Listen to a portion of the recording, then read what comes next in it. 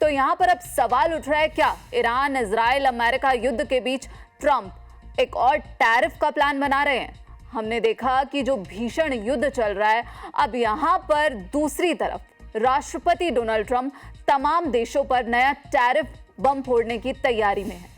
पूरा मामला क्या है और ट्रंप प्रशासन की तरफ से अब कौन से जो 16 व्यापारिक साझेदार देश हैं उनके खिलाफ अब एक बड़े प्लान की तैयारी चल रही है, इसकी ज्यादा जानकारी के लिए हमारे साथ जुड़े हैं निपुण आलम बायन जी, उनसे जानेंगे।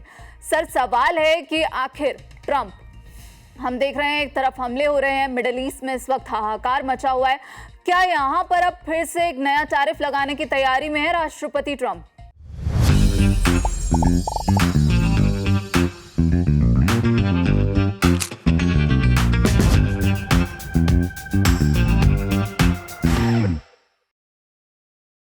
देखिए, बात सुनने में आ रही है, लेकिन जब तक लगाएंगे नहीं, कहने की तो बातें हैं, ठीक है कि ट्रम्प क्या कर सकते हैं कि नए टैरिफ लगा सकते हैं। और देखिए, नए टैरिफ लगाने की वजह ये नहीं है कि भारत से या किसी और कंट्री से ट्रम्प को नाराजगी है या अमेरिका को नाराजगी है। एक्चुअली क्या है, जिस प्रकार से वॉर लगातार बढ़ता जा रहा है, तो अमेरिका के काफी ज्यादा क्या हो रहे हैं, एक्सपेंसेस हो रहे हैं। अगर देखिए ग्राउंड ऑपरेशन करेंगे तो उसमें लॉसेस ज्यादा होंगे, और आप अगर आपका ऑपरेशंस करते हैं जिस प्रकार से भी चल रहा है कि हम एयर स्ट्राइक्स करेंगे, मिसाइल अटैक करेंगे, तो इन सब में एक अच्छा खासा अमाउंट लगता है पूरे वॉर को लड़ने में। उस अमाउंट को इकट्ठा करने का तरीका प्रेसिडेंट ट्रम्प सोच रहे हैं कि अगर हम टैरिफ को इंक्रीज कर दें तो उससे क्या हो सकता है कि हमारे जो खर्चे हो रहे हैं, एक्सपेंसेस जो हो रहे हैं, उससे क्या हो जाएगी, हमको क्या होगी, राहत मिल जाएगी और हमारे पास अच्छा खासा फंड इकट्ठा हो जाएगा। सर, जो ये धारा 301 की बात हो रही है, ये क्या है, वो भी हमारे दर्शकों को बताइएगा जरूर। एक्चुअली क्या था कि 1974 में अमेरिका के द्वारा ही एक एक्ट लाया गया था। इस एक्ट में यह था कि जितने भी कंट्रीज हैं जो साउथ एशियन कंट्रीज हैं, इनको हम लोग क्या करेंगे, काफी बड़ी रिबेट्स देंगे, इस तरह की बात की गई थी। लेकिन साथ ही क्या था कि जो हमारे साथ में कंपटीशन करते हैं, हमारे इक्विवेलेंट हैं, उन पर ज्यादा से ज्यादा टैरिफ लगाएंगे। हालांकि बाद में फिर हम देखें कि 1986 के आसपास उसको लागू भी कर दिया गया था और काफी बड़ी मात्रा में भारत, चीन जैसे देशों को उसमें छूट भी दी गई थी। तो उसी एक्ट को लेकर साथ ही क्या है कि जो 1974 का ये एक्ट है, इसमें ये बात भी कही गई थी कि अगर किसी तरह का अमेरिका में क्राइसिस होता है, यानी कि किसी तरह का डिस्टर्बेंस क्रिएट होता है, तो अमेरिका के प्रेसिडेंट को स्पेशल राइट्स मिलते हैं, जिनके थ्रू क्या कर सकते हैं, अपने देश की इकोनॉमी को या व्यवस्था को बनाए रखने के लिए टैरिफ, इस प्रकार के स्टेप ले सकते हैं।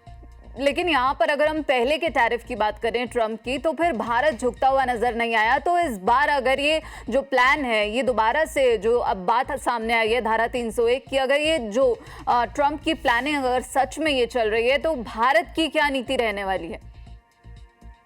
देखिए, मुझे ऐसा नहीं लगता कि डोनाल्ड ट्रंप जो है कि एकदम से बहुत भारी टैरिफ लगाने वाले हैं, बहुत सारे बड़े मात्रा में। और देखिए, 40 देशों पे अगर आप एक साथ बात करते हैं, और खासतौर से भारत जैसा देश, तो मुझे लगता है, और देखिए जो हमारी अमेरिका के साथ में ट्रेड डील हुई है, वो एक इंटरिम डील है, वो फाइनल डील नहीं है।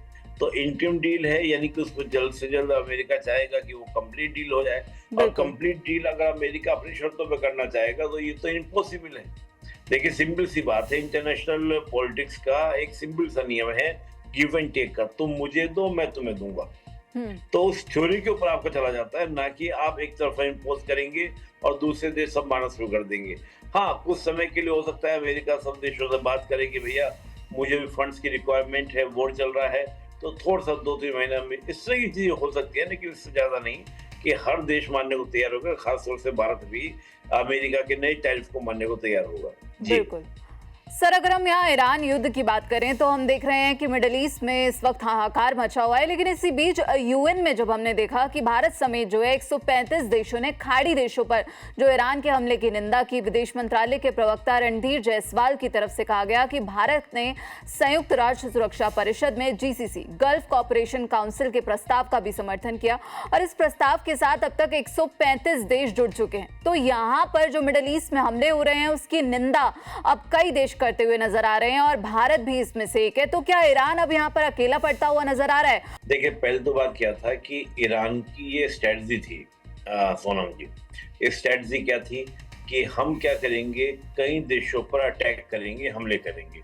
उसका परिणाम ये निकलेगा कि जब हम कई देशों पर हम्म। हमले करेंगे, तो उससे ये होगा कि अमेरिका जो है वो हमसे टॉक करने के लिए बाध्य होगा, मजबूर होगा, उसका हम लोग लाभ उठाएँगे और हम्म। अमेरिका को हम कहीं न कहीं वॉर में पीछे हटने को मजबूर कर देंगे। तो देखिए, अब आप सोचिए ईरान के पास में क्या है? ईरान के पास 2 चीज़ें हैं। एक तो उसकी ज्योग्राफिकल कंडीशन जो हम्म। हॉर्मुज़ स्ट्रेट में है, जिसको ब्लॉक कर रहा है बार-बार। बिल्कुल। तो ये उसको एज देती है और दूसरा उसको क्या दे रहा है कि वो क्या ना बेसुध होकर मिसाइल मारना शुरू कर दे। इस देश के ऊपर, उस देश के ऊपर, उस देश के ऊपर। इससे क्या होगा कि अमेरिका के ऊपर दबाव बनेगा। मुझे लगता है कहीं न कहीं ईरान इस वाली नीति में कामयाब होता हुआ दिख रहा है कि लगातार क्या हो रहा है, प्रेशर बन रहा है। अब जो आपने कहा जीसीसी ने आलोचना की है, हम्म। बिल्कुल सही बात है। आलोचना करनी बनती भी है कि ईरान ने जिस प्रकार से वॉर का दायरा जो 2 या 3 देशों तक सीमित रह सकता था, उसको आपने 40 देशों तक फैला दिया है। यानी कि एशिया, खासतौर में वेस्ट एशिया की बात करूँ, कोई भी देश अपने आप को सुरक्षित महसूस नहीं कर रहा है। हर किसी को लग हम्म। रहा है कि कभी भी ईरान जो है या ईरान की जो मिसाइल है, वो हमारे ऊपर आके हिट कर सकती है।